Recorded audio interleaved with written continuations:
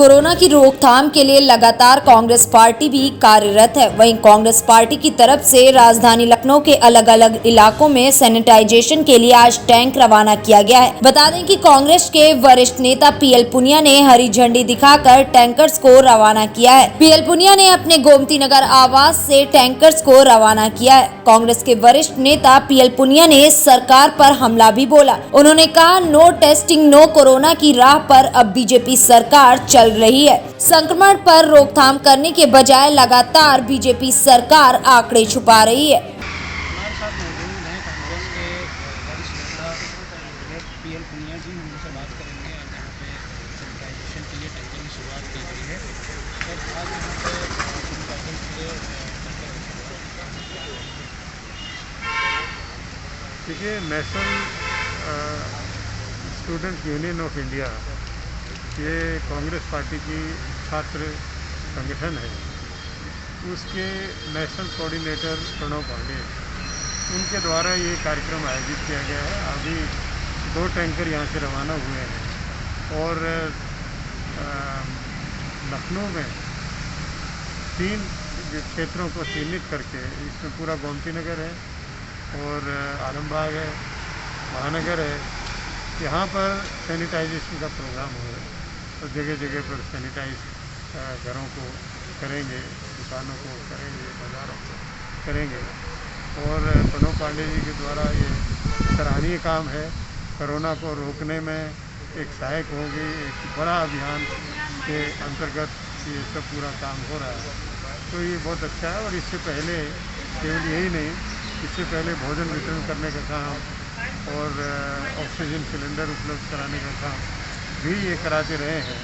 और NSUI के द्वारा पूरे राष्ट्र में सब प्रदेशों में इस तरह का अभियान चल रहा है और यहाँ पर लखनऊ में इसकी कमान संभाले हैं प्रणव पांडे जी, जो नेशनल कोऑर्डिनेटर हैं।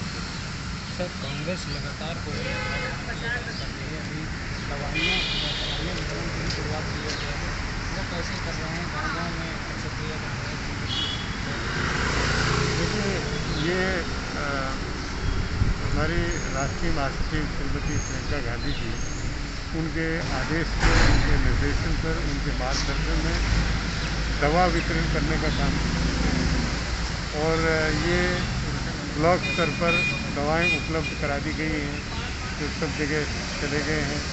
और इसमें मुख्यतः वो आवश्यक दवाएं हैं जो प्रारंभिक स्तर पर अगर ले ली जाएं तो कोरोना नहीं होगा, कोरोना के रुकावट हो जाती है। लेकिन अगर लापरवाही हो जाए और बुखार चलता रहे, खांसी चलती रहे, दवा ना मिल पाए ग्रामीण क्षेत्र में विशेष रूप से, तो कोरोना के लक्षण आ जाते हैं और फिर जान से भी हाथ धोना पड़ता है। तो इस सब को विशेष रूप से ध्यान में रखते हुए ये कार्यक्रम लॉन्च किया गया है। हर ब्लॉक स्तर पर हेल्पलाइन नंबर दिया गया। उस हेल्पलाइन से अगर सूचना दे देंगे तो दवा उनके घर पहुंचा दी जाएगी, या उनके कार्यालय में जो जगह है जो चिन्हित है, उसमें कोई आके लेगा तो उसको दवा दे दी जाएगी।